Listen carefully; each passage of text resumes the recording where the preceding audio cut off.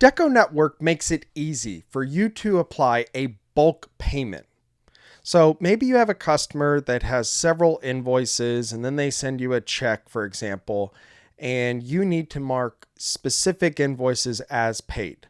Well, it's as easy as coming down into the record payment section.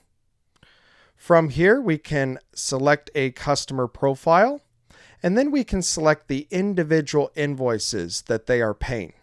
And that'll give us a total. So if the customer sent us a check for this amount, we know that, hey, that's what they paid. Obviously, they're supposed to be identifying what invoices they are paying. Don't always get that great of information.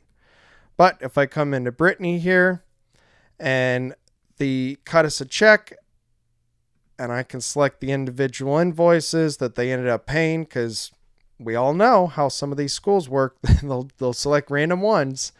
And then I come down here and yep, I got a check for $1472.45. It's really that easy. If you have any questions on how to apply a bulk payment or anything else related to using Business Hub or DecoNetwork software, simply come up to the question mark where you'll find many great help resources with the ability to raise a support ticket, which puts you in contact with client services who is always available to help. Hopefully you find this video helpful, and thank you for watching.